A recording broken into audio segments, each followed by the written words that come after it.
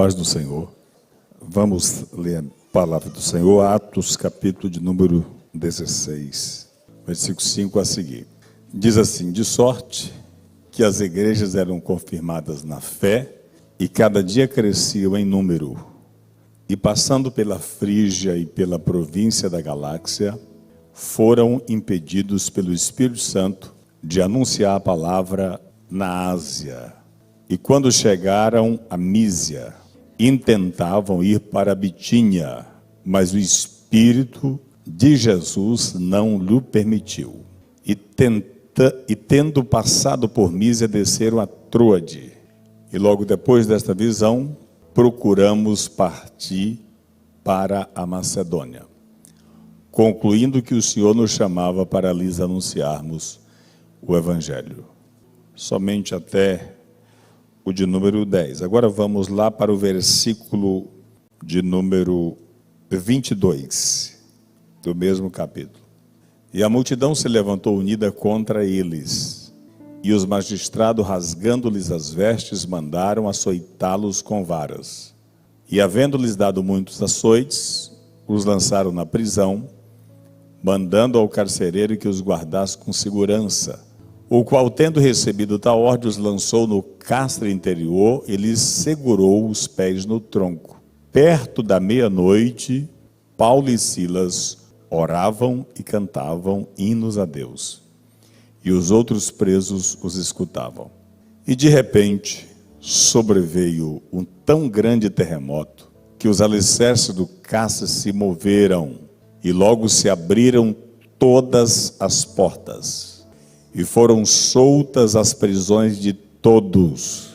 Acordando o carcereiro e vendo abertas as portas da prisão, tirou a espada e quis matar-se, cuidando que os presos já tinham fugido. Mas Paulo clamou com grande voz, dizendo: não te faças nenhum mal, que todos aqui estamos. E pedindo luz, saltou dentro, e todo trêmulo se prostrou ante Paulo e Silas.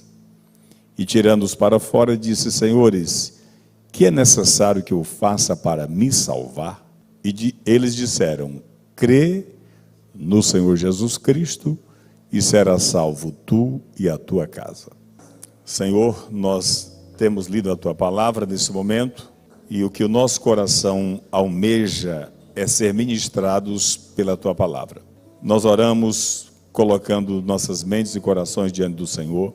Pedimos que o Senhor fale conosco, que o teu Santo Espírito conduza a mensagem nessa noite aos nossos corações, de maneira que cada um de nós seja edificado, fortalecido, consolado, confortado, exortado para aquilo que apraz, para aquilo que o Senhor quer.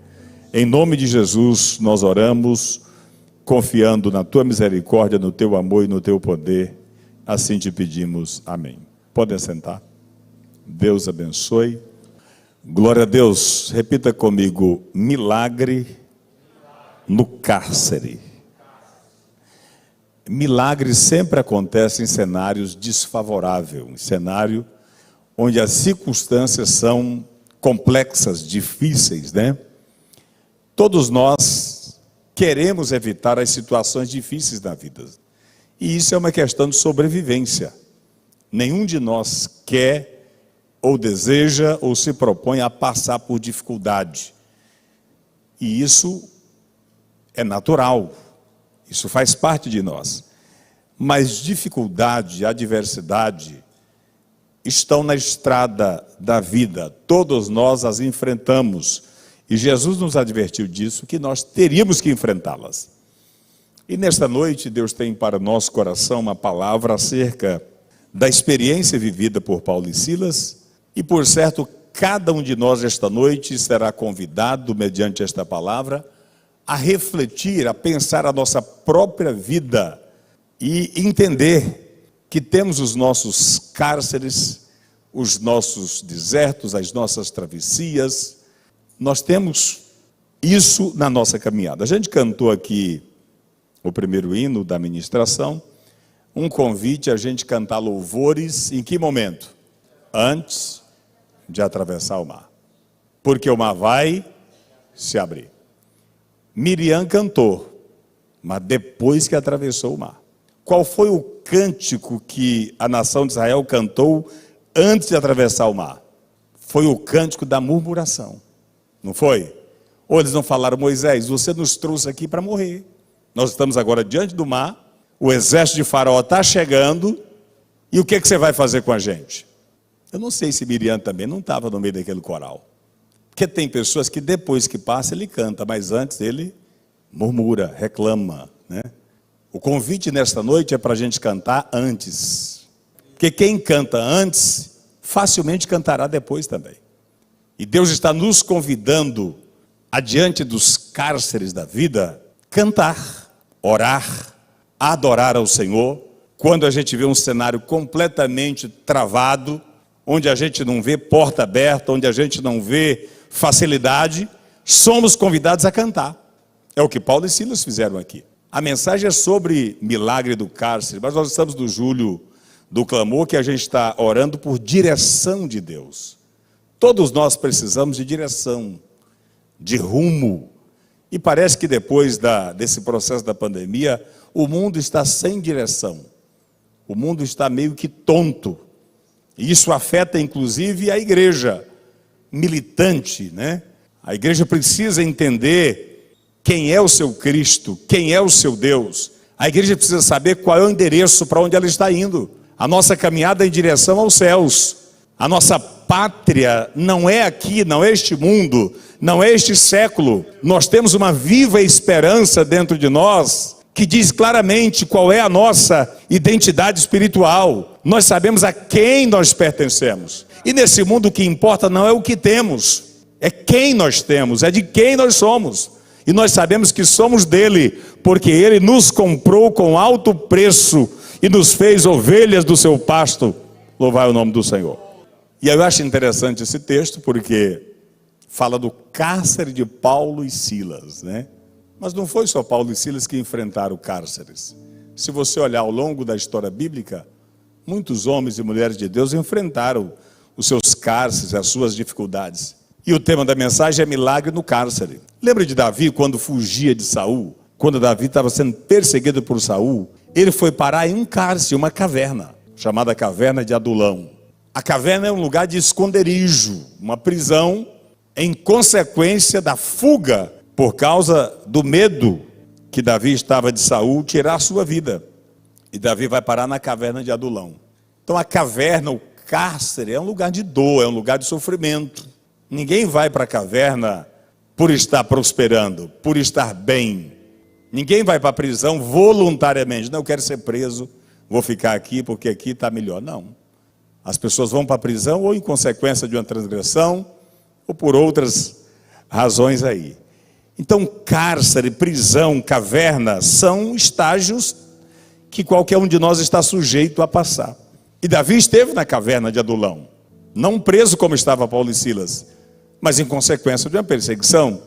Caverna é um lugar de sofrimento, de esconderijo. Mas foi na caverna de Adulão que Davi levantou o seu exército mais leal. Os melhores amigos de Davi nasceram no período da pior crise da sua vida. Foi na caverna de Adulão que Deus permitiu ele conhecer, testar e selecionar os seus amigos e soldados mais leais. Talvez você enfrenta uma adversidade e tem pressa que isso passe, e talvez ela demore a passar. Procure extrair as lições da caverna. O que Deus está falando com você na caverna. O que Deus está falando com você nesse período difícil da sua vida. Não tenha pressa para sair. Tenha pressa para aprender o que Deus está falando com você. Tem lições preciosas da caverna. Tem lições preciosas no cárcere. Então Davi está na caverna fugindo. Mas é ali que ele levanta um exército de amigos que vão acompanhar todos os dias da sua vida até o final do seu governo. José é um outro exemplo de alguém que foi parar no cárcere, inclusive injustamente, preso no Egito. Foi vendido pelos seus irmãos, ficou na casa de Potifar. Na casa de Potifar ele foi perseguido, assediado. E da casa ele foi para a caverna, foi para a prisão, para o cárcere. E é no cárcere que José encontra a chave para ir até o palácio de Faraó. É no cárcere que o copeiro e o padeiro sonham, ele interpreta, e a interpretação daquele sonho foi a chave para ele chegar ao palácio e ir até diante de Faraó. Então é no cárcere que José tem a conexão, a experiência que leva ele em direção ao seu propósito. A Bíblia diz assim que o vento sopra para onde quer. Assim é aquele que é guiado pelo Espírito. Tem coisas na nossa vida que a gente não vai entender, mas não é para entender, é para viver e extrair dela as melhores experiências com Deus. O nosso problema está em querer entender por que determinada situação está acontecendo. Mas Deus nunca quis que a gente entendesse o porquê da situação. Deus sempre quis que a gente vivesse aquele momento e extraísse dali o melhor do nosso relacionamento com Ele e usasse aquela situação como plataforma para que a gente possa dar um salto em direção ao verdadeiro plano e propósito que Ele tem para a nossa vida. O problema é que a gente fica ali preocupado. E aí José está na prisão, e a prisão é que é a conexão, não é a casa de Potifar, é a prisão. Embora a casa é conexão para a prisão, mas a prisão é conexão para o palácio. Palácio aqui fala de propósito, porque o palácio era o destino de José. É ali que Deus o queria, é ali para onde Deus o queria levar, para ele cumprir a missão que ele tinha. Mas antes do palácio, teve um cárcere. É preciso que a gente entenda essas coisas. Elias também foi parar na caverna, e lá na caverna Deus fala com Elias. Elias estava achando que ia morrer, Deus aparece para ele debaixo do zimbro, manda ele para a caverna, e lá Deus aparece para ele na caverna ali no Monte Horebe e diz: o que você faz aqui, Elias? Ele diz: está tudo acabado, o ministério já encerrou. E Deus falou para Elias: Elias, não acabou. Nós cantamos aqui, a outra canção diz: ainda não é o fim. O problema nosso é às vezes a gente decretar a sentença do nosso fim baseado no cenário, naquilo que a gente está vendo, nas circunstâncias. Não acabou, está tudo acabado, não tem mais jeito. Não tem para você, não tem para mim, mas para Ele tem. Porque para Ele todas as coisas são possíveis. Deus não conhece o impossível. O impossível está no nosso dicionário, no nosso vocabulário. Para Deus não. Por isso a gente deve evitar os questionamentos desnecessários. Paulo e Silas eram missionários. Foram fazer aqui a sua segunda viagem missionária.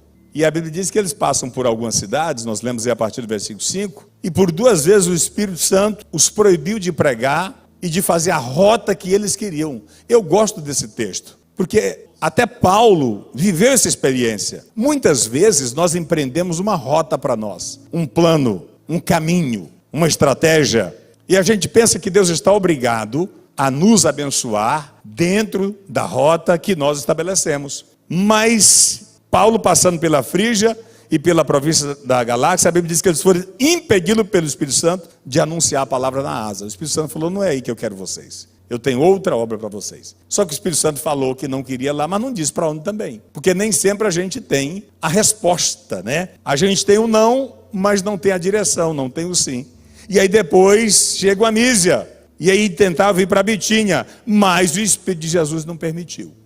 Às vezes você tem de Deus o não tem o sim, e também não tem a direção.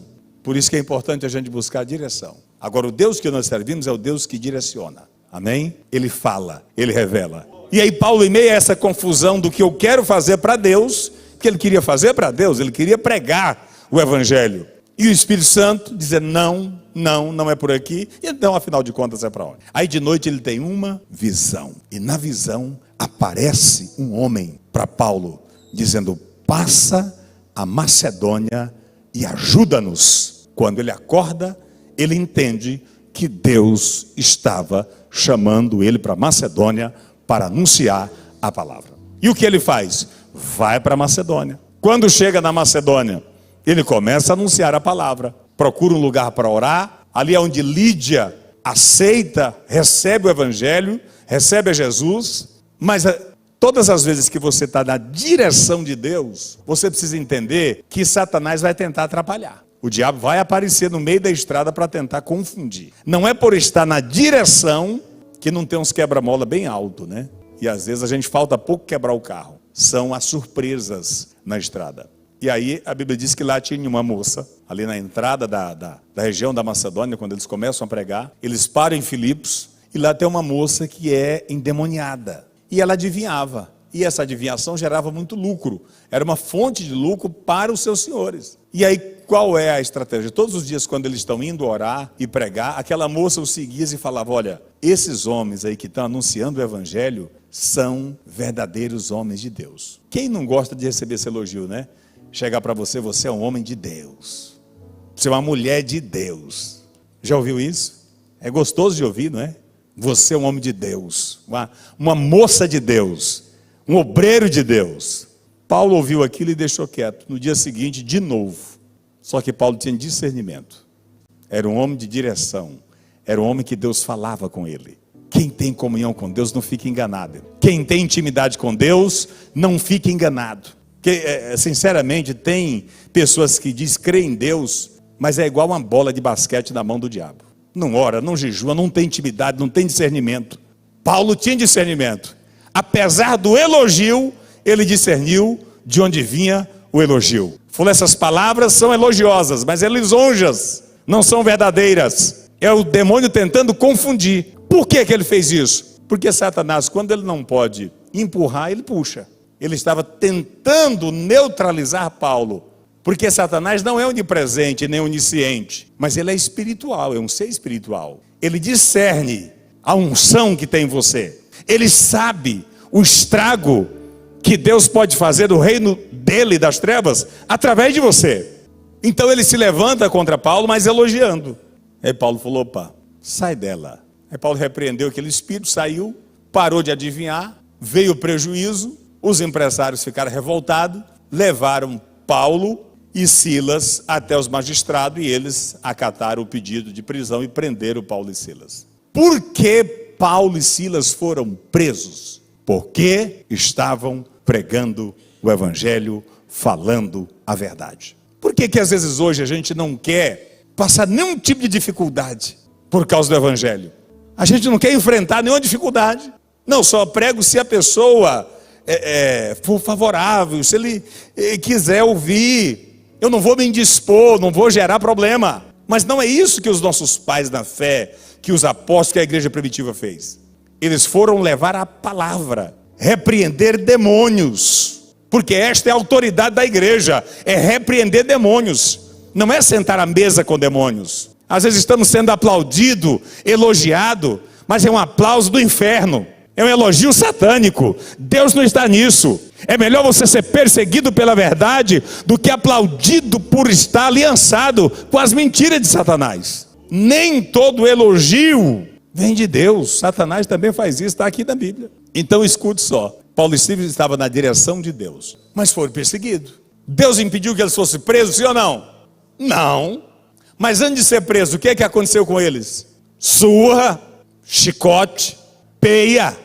2 pastores, 2 missionários apanhando em praça pública para servir de exemplo aos outros que não cresce, que não pregasse esse Deus. E a pergunta nesta noite é: até onde eu e você estamos dispostos a ir por causa do nome de Jesus? Até onde a gente está disposto?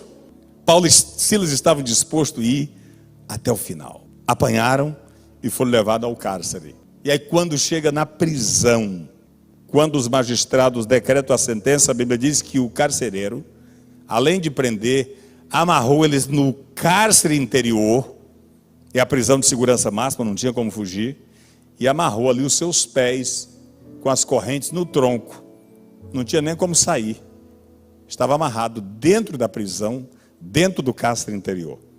E a Bíblia diz que eles estão ali agora presos. Presos por quê? Por pregar a palavra de Deus.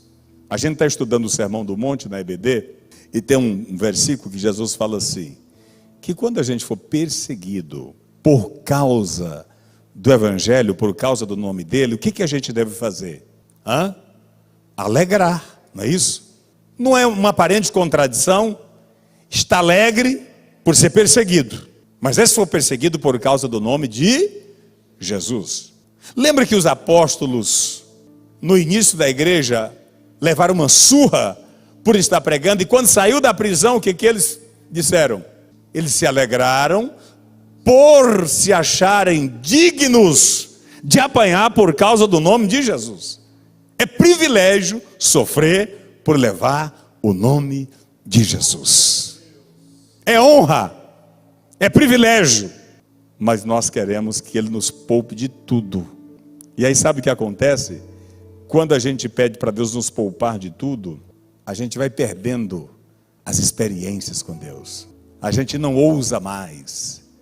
A gente já não quer mais pregar o evangelho. Só cuidar da nossa vidinha de um jeito comum, normal, como se a eternidade aqui fosse.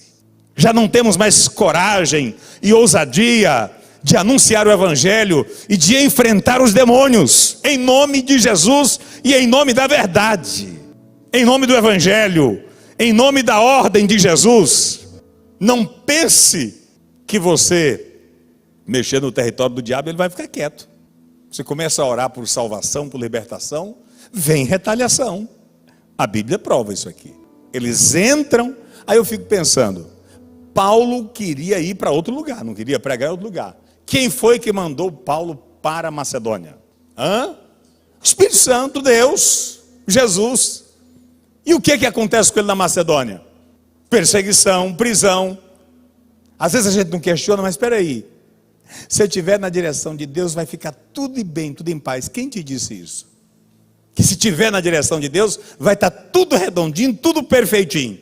Quando Jesus mandou os discípulos entrar no barco e fazer a travessia, houve turbulência, sim ou não? Houve. Então de onde é que a gente tirou essa ideia? Que se for de Deus, não tem adversidade, não tem onda, não tem deserto, não tem cárcere. De onde a gente tirou essa ideia? Sendo que a Bíblia mostra que na direção de Deus tem turbulência, tem adversidade, tem deserto, tem mar para atravessar, mas uma coisa não vai faltar, é a presença dele para ir conosco até o final. A presença não falta. E aí Paulo e Silas estão agora na prisão, e a Bíblia diz que é próximo da meia-noite. A eles, Silas era o líder do musical Adoração, e Paulo era o pastor. Falou, a congregação não está aqui, mas tem visitante que estava cheio de preso. Então, Silas, vamos cantar, vamos adorar. Você pode cantar aí que nós vamos atravessar o mar, e que ainda tem vida aqui. Nós não morremos, estamos presos, mas vivos. E onde tem vida tem louvor, onde tem vida tem adoração, onde tem vida tem culto a Deus. Pode ser nas profundezas do cárcere, pode estar amarrado, pode estar preso, mas se a boca estiver livre, se o coração for de adorador, vai cantar, vai adorar e vai louvar a Deus. Estavam presos, mas a palavra de Deus, irmãos, ela não está presa. Amém? Eu pergunto, dá para você cantar mesmo em meio à sua dor? Mas eu tenho um problema de saúde. Mas dá para você cultuar lá dentro da sua casa, mesmo em meio à dor, em meio à adversidade, em meio à crise que você enfrenta, e dizer que ainda tem vida, que não é o fim, que tudo não acabou. Eu penso que foi esses dois hinos que eles cantaram lá.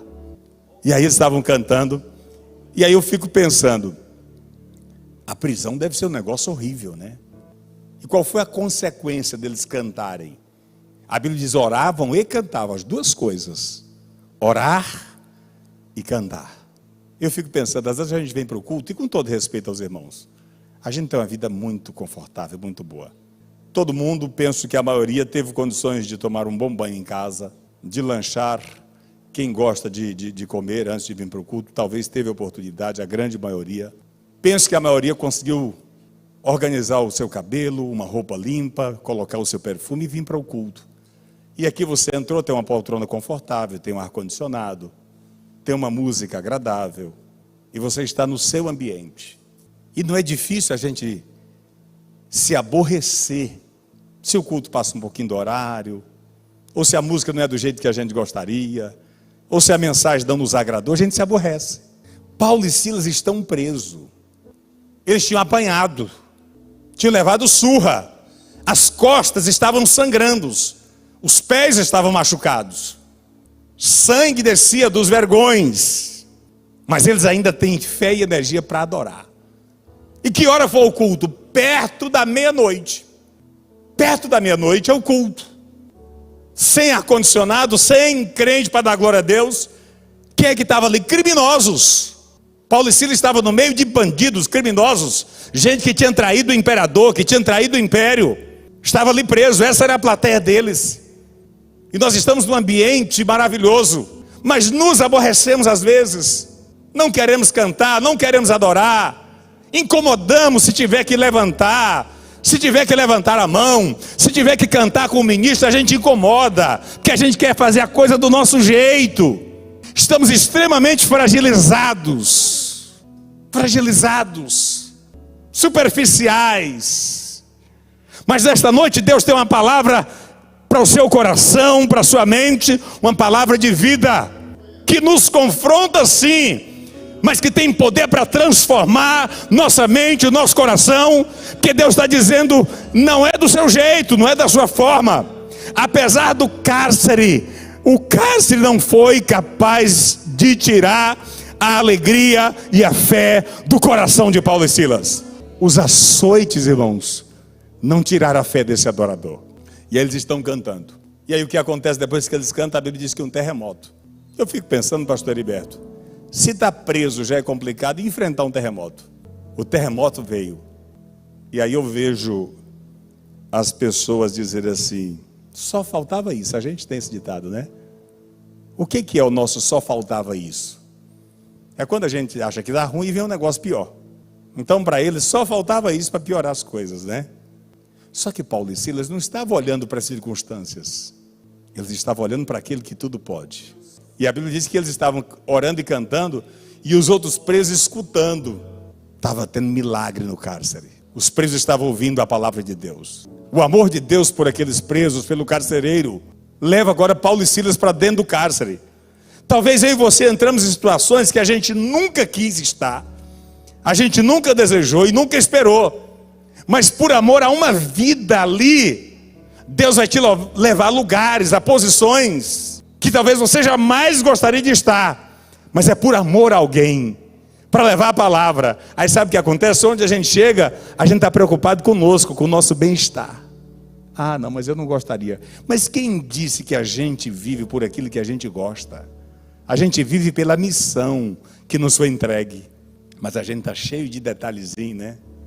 De frescurinha, para fazer a coisa do nosso jeito. E nessa noite o Senhor está trazendo a história de Paulo e Silas aqui, para tocar o nosso coração.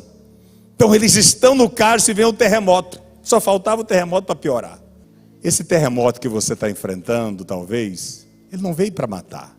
Ele veio para evidenciar os milagres que Deus tem através de você. Através da sua vida, através da sua família. E aí a Bíblia diz que, quando veio um terremoto, abriram quantas portas da prisão? Todas. Irmãos, esses presos ficar quietos aqui para mim é um milagre, não é? Todas as portas da prisão abriram e nenhum preso saiu, ficou quieto. O carcereiro, quando viu aquele negócio, falou, vou me matar. Por quê?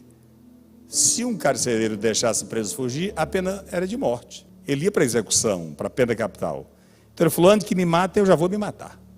E Paulo falou, não faças isso. Não fugiu ninguém, todos estamos aqui.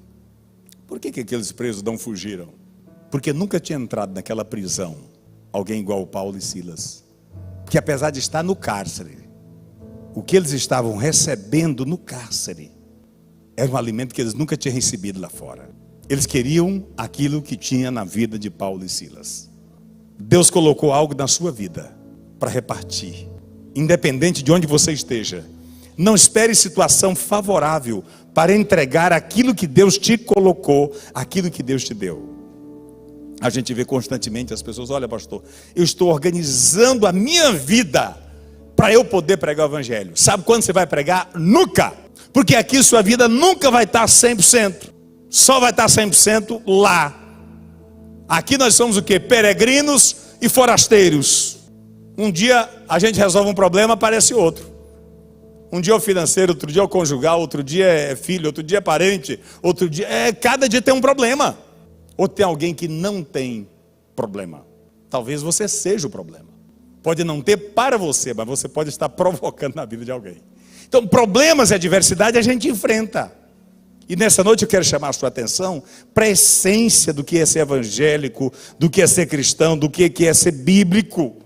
Silas e Paulo foram presos injustamente. Mas reclamaram? Não. Adoraram. louvaram, cantaram.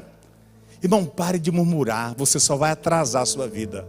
Você só vai complicar mais a sua vida. Para de reclamar, de murmurar, de querer entender tudo e fazer as coisas da forma que você pensa. Decida cantar no seu cárcere, aonde você estiver. Ao invés de murmurar, cante.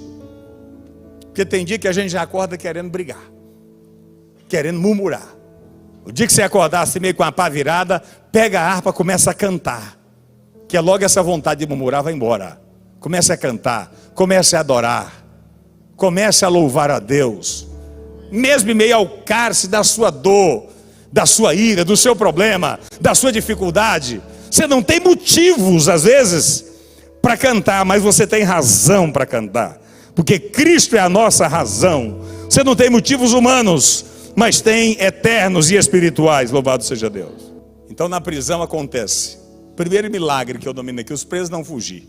Fora o milagre de Paulo e Silas, estou falando dos outros, os presos não fogem. O carcereiro quer se matar, ele diz: não faça isso, não tire a sua vida. E ele diz: o que eu faço? Que pergunta maravilhosa. O que eu devo fazer para me salvar? Crê no Senhor Jesus e será salvo tu e a tua casa. Amém? Que palavra especial essa aqui. O que eu devo fazer para me salvar? Para me livrar? Que a preocupação do carcereiro a princípio era com a salvação como livramento da morte do império. Ele falou: não, o negócio é o seguinte: crê em Jesus que você vai salvar a sua alma. O livramento da forca já tem, porque Deus providenciou para ninguém sair daqui. Está todo mundo aqui, você não vai morrer. Mas agora resolva o problema da sua alma. Crê no Senhor Jesus e vai ser salvo você e a sua casa. E a Bíblia diz que aquele rapaz creu. Foi batizado ele e a sua casa. Foram salvos e libertos através de Paulo e Silas. Houve salvação no cárcere. O que é necessário que eu faça para me salvar? E eles disseram, Paulo e Silas disseram: crê no Senhor Jesus Cristo e será salvo tu e a tua casa. O carcereiro se converte juntamente com a sua família. Depois Paulo e Silas são livres da prisão. E eu termino dizendo para você: tem missão no cárcere. Eu não sei qual é o teu cárcere, eu não sei qual é a estação que você está, eu não sei qual é a travessia que você está fazendo na sua vida. Esse cárcere não quer dizer só um lugar horrível, não. Tem pessoas que o cárcere dele é o auge da prosperidade, é o topo. Tem que ter cuidado com o topo, inclusive. Você está aí por um propósito, você está aí para uma missão, você está aí para cumprir um chamado de Deus para a sua vida aí. Então houve salvação no cárcere, e a Bíblia diz que uma alma vale mais que o mundo inteiro. Não importa o que a gente tem que viver ou atravessar, o que importa é que a gente cumpra a missão. Eu termino dizendo: Deus tem uma direção para a sua vida. Nós estamos orando por isso. Deus tem uma direção para a sua vida, para a sua família, para a sua casa. Deus tem uma plataforma para você caminhar, um propósito. Não viva esta vida vazia, sem significado, buscando apenas sucesso. Não busque o significado. Faça a sua vida valer a pena. Foi o que Jesus fez. Jesus estava no céu com o Pai, mas ele decidiu isso em um plano eterno do Criador. Vir aqui, a terra foi o seu cárcere, o Calvário foi a sua dor, mas para que eu e você pudéssemos estar aqui hoje. Somos frutos do Calvário, somos frutos do sacrifício de Jesus, somos frutos de Jesus não desistir de enfrentar o seu cárcere, a sua prisão, a sua dor, e de dar a sua própria vida para que eu e você pudéssemos nele ter vida. Cantamos que ainda tem vida aí, mas a vida que temos, ela está escondida em Cristo Jesus. Se coloque de pé, por favor. Fique de pé. Durante esse mês de julho estaremos falando sobre propósito, direção, caminho, o que Deus tem preparado para a sua vida. Jesus não morreu em vão, mas Ele morreu para nos salvar e para que a nossa vida pudesse ter significado. Amém? A sua vida precisa ter um significado. Eu quero orar nesse momento com você. E eu quero orar também pelas pessoas, por esse tema do mês, por propósito. Sabe por quê? É muito triste viver uma vida sem propósito, sem cumprir, mais ou menos igual canta aquele cantor de pagode: deixa a vida me levar, né? Vida leva eu. Tem gente que vive assim. Como é que está a vida? Está levando. Mas levando para onde, irmão? Para onde é que você está indo? Deus tem uma direção. Deus falou com Paulo: não é aqui, não é ali. Deus leva ele para Macedônia. Tinha um carcereiro, tinha presos, tinha uma Lídia para ser salva em Filipos. Tem pessoas aguardando por você na estrada da vida. Você vai ser usado para destravar propósito. Deus quer usar você para isto. E aí sabe qual é o problema? Porque a gente está preocupado só com a nossa vida, mas Deus quer que a sua vida seja útil para outras pessoas. A sua vida tem que ser útil para outras pessoas. Sua vida tem que valer a pena. Não dá para viver de qualquer jeito, não dá para passar pela vida e quando chegar no dia final, ter que se arrepender de não ter vivido o que era para ter vivido. A tragédia da vida para o cristão que foi negligente, que foi omisso, é chegar ao final e dizer: eu não vivi o que eu gostaria, eu não vivi o que Deus me chamou. Vivi uma vida superficial, sem graça, vivi os meus projetos, os meus propósitos, com medo de deserto, com medo de cárcere, com medo de Mar Vermelho, com medo de Jordão, com medo das travessias difíceis da vida. Nesta noite Deus quer te encorajar. Deus quer te encorajar a levantar a cabeça e dizer: Senhor, eu me candidato a viver o propósito que o Senhor tem para a minha vida. Eu quero a tua direção para a minha vida, mesmo que seja difícil, mas eu quero viver aquilo que o Senhor estabeleceu para mim. Ainda que eu não seja reconhecido pelos homens, mas eu quero ser reconhecido pelo Senhor como aquele que viveu para a glória do Senhor. Se tiver alguma pessoa que tem coragem de vir aqui, que está a fim de viver um novo tempo para a sua vida, na questão do propósito, não estou falando aqui de pedidos pessoais, de coisas transitórias, estou falando de propósito. Se tem alguém que não tem clareza, diz: eu não sei qual é meu chamado, eu não sei qual é a direção que Deus tem, eu quero esta direção. Nessa noite nós vamos orar por esse assunto, por esse tema, por esta causa. Deus vai começar a mostrar a você. Você vai começar a ser impulsionada por Deus. Deus talvez vai te dar sonhos, vai levantar pessoas para falar com você. Deus vai começar a trazer pessoas à sua frente. Deus vai começar a criar conexões para você. E você vai começar a viver experiências novas com Ele. E nessa noite o Espírito de Deus chama você aqui. Faça a sua vida valer a pena. Faça a sua vida valer a pena. Não viva de qualquer jeito. Você não pode terminar essa história sem ter sido alcançado pelo plano de Deus na sua vida aqui. Talvez Deus tenha algo grandioso na sua vida. Você nunca conseguiu ver, nem enxergar, nem se atentar para o que Deus tem. Nessa noite o Espírito de Deus te chama aqui. Deus quer mudar essa história. Não viva essa vidinha passageira, sem graça, de viver apenas para você. Se você terminar a sua vida tendo vivido só para você, você fracassou. Viva para a glória de Deus. Cumpra a sua missão na terra. O Senhor te chama para cumprir a missão que Ele tem para você. É noite de destravar propósito. É noite de mudar a história.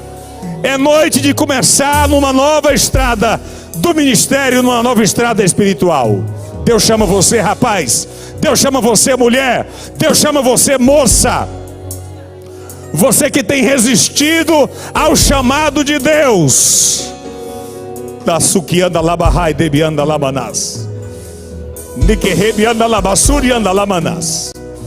Você que tem resistido ao chamado de Deus, Deus já tem falado com você, mas você tem fugido. Você não tem estado disposto.